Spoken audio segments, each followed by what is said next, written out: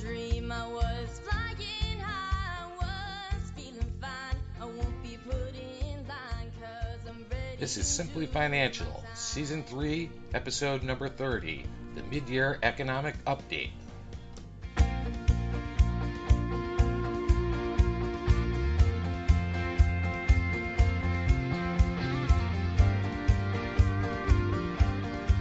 It was a New York scene from a small town dream. I was flying high, I was feeling fine. I won't be put in line 'cause I'm ready to do my time.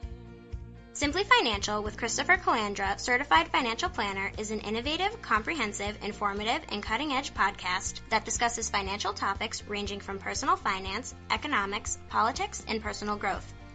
Simply Financial will cover intriguing and thought-provoking questions so that the listener can simply increase their financial IQ. Welcome to the Simply Financial Podcast. This is your host, Christopher Calandra. This is episode number 26 of Season 2. Today's format is a little different than most of the episodes. I recently did an economic update webinar for clients, prospects, and centers of influence. It provides just a summary of how we work with clients combined with an economic update, kind of detailing what's happened in the economy, and there's a lot going on since January 1st. So with that, I hope you enjoy the webinar. Welcome, everyone. My name is Christopher Calandra. Thanks for joining me for today's 2019 Midyear Economic Summit. I want to mention that Dean Nicholson, who worked with me for several years before retiring a couple of years ago, and then I took over, bought, if you will, his practice, will be joining me today when we get into the heart of some of the economic matters we wanted to cover today. So in advance, Dean, thank you for taking some time. For those of you that are clients, you probably know this, but those listening that are not yet a client of Elliott Wealth Management, we do a weekly podcast, Simply Financial. We've been doing it for over 2 years now. So we've gotten great reviews. If you haven't listened and checked it out already, please do. I would appreciate it a great deal. And I would appreciate it even more if you could subscribe to the podcast on iTunes or whatever podcast platform you use. So please keep that in mind. Tonight's agenda is we're going to do an economic review, talk about strategies to consider, and suggestions and ideas we want to advance to you. We'll also do questions and answers. During the presentation, if you look on your screen, there's a bubble. Write in your questions there. Depending on how this evolves, we may cover questions during the presentation, but more likely to be sensitive to everyone's time, we'll wait to the end and maybe do a question or two, but post your questions there. I'll monitor it during the discussion. Before we get into the economics, I want to touch on the 5 key areas of financial planning: protection, retirement planning, investments, tax planning, and estate planning. And want to stress to all of you that we work with our clients in all of those areas on a very holistic and comprehensive way of client service, goal setting, and management. So getting into it, 2019 has been a strong year for investors. 2018, the fourth quarter of 2018 was rough for investors. That was punctuated by a really bad December. But the market, amazingly, has snapped back and performed extremely well so far this year. The mid-year numbers look fantastic. And the question begins to be, how long will this last? And so what we want to do is next, just to kind of set the stage, is look at bull markets since 1950. This bull market will not last forever. And let me just touch on, there's some debate as to if we are in a new bull market that might have started right after Christmas 2018, or if we are still in a bull market that began back in March 2009, I believe that we're still in the original bull market that started in 2009, meaning that we have the longest bull market on record. Just so you know, some analysts think that we had a bear market in 2018, or more accurately, the fourth quarter of 2018. I think it would be better categorized as a correction. So let's talk about definitions. A correction is a decline of 10% or more. And from the high in the market in 2018 to the low, it was certainly a correction over 10%. And we got to a 20% drop, which is what the definition of a bear market is, but only on an intraday level, not on a close. And depending on your definition of a bear market, whether it has to be on a close, which lots of people think, or if 20% drop would count if it happened in the intraday, we pretty much got close to the 20%. So that's the reason for me hedging. I prefer to think about it as a continuation of the bull market. That seems to make the most sense to me. And then we're looking at the fourth quarter of 2018 as an interruption, a correction, but not the end of the bull market. So where do we go from here? A bear market is defined as a drop of more than 10%. In many instances, you could say that actually it was a bear market, because a bear market is defined as a drop of 20%. The reason why I am hedging is that the market never closed down 20%, which is one definition, but on an intraday level in 2018, the market did drop 20% from its high to its low. So some people think that we did have a bear market.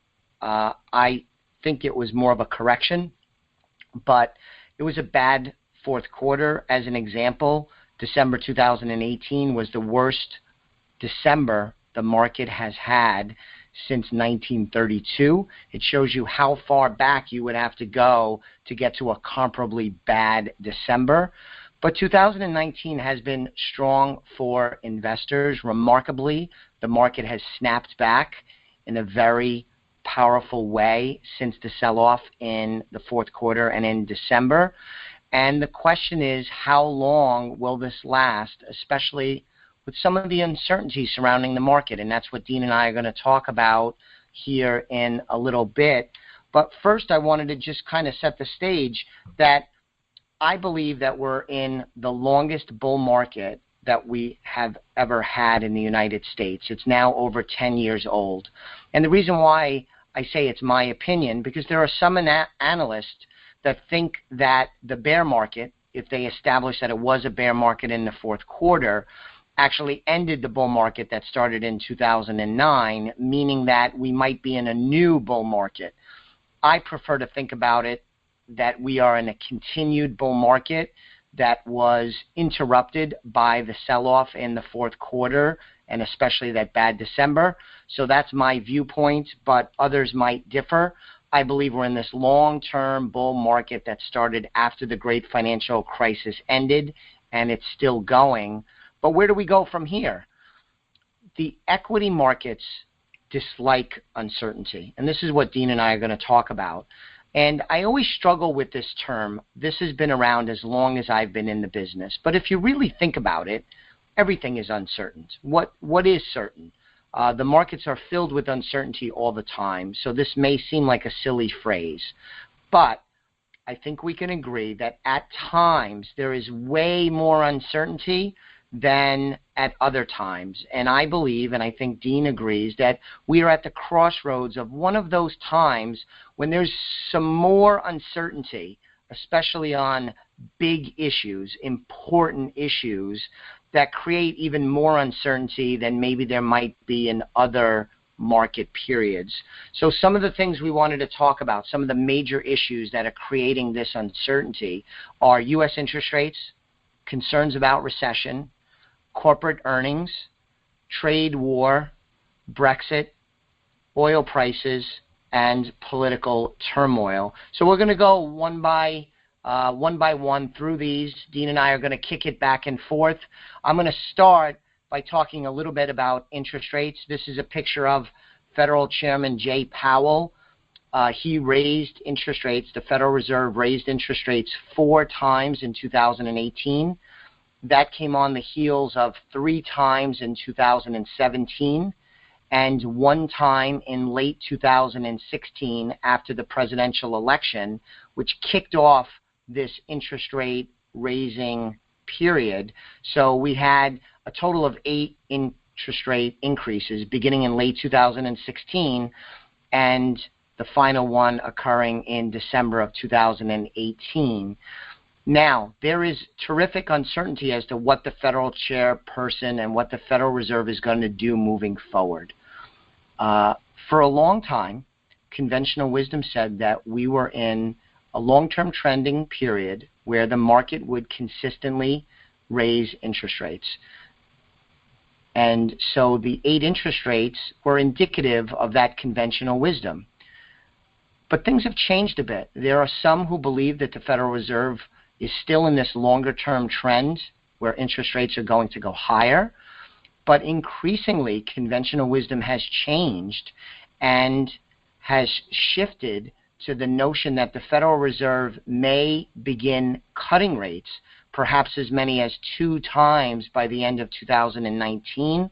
This is a dramatic shift, and it's one of those times where you never really know what the Federal Reserve is going to do, although they're more transparent than they used to be.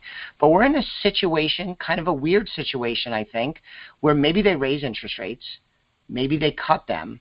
We're not even sure what the next move is going to be. And then there's the likelihood that the Federal Reserve just stands pat and doesn't do anything. Personally, my opinion is that the Federal Reserve for the remainder of the year will hold interest rates where they are and allow things to play out before deciding what to do. Dean, did I do a nice job of summarizing that? You did. I think to help people understand, the Federal Reserve rate is like a gas pedal or a brake. When you lower the interest rates, it's basically a gas pedal. And when you raise the interest rates, it's a brake. And the economy is doing so well, and there's no pressure at all on the overall economy, despite the uncertainties. I totally agree with you. If anything, depending upon what happens, and we'll talk about this later, I know the trade situation, interest rates may even go down, but I think they're going to stay pretty much the same for foreseeable future. Does it surprise you, Dean, that we're at this juncture where there's such a wide variety of opinions as to whether the Federal Reserve will raise rates versus lower rates versus stay the same? It's fairly unusual, no? Well, the problem is the media. You have 24-hour news coverage. In the media, unfortunately, they're not trained economists. They're trained to sell their media. So a lot of these trends get so amplified that you really have to be more scientific or economically inclined to analyze what's happening. So no, it doesn't surprise you. The media is really an enemy of the serious investor, long-term investor. I mean, because one of the things, Dean, that I say to clients on a regular basis and people that I counsel about winning with money is that the media's job is not to help you make smart decisions about your money. Yeah, and I love to follow the news. I'm a news junkie, but I am not going to use the news to affect my decisions, especially emotional decisions about money. It's just simply not their job. Their job is to get you to click, to watch, to tune in, but their job is not to help you make smart decisions with your money, and that's an important distinction, I think. This here, everyone, is a chart of the 5-year Treasury rate since 1962, and you could see that we are still near historic lows. We're not at historic lows, but we would have a long way to go even to get to what has traditionally been considered normalcy.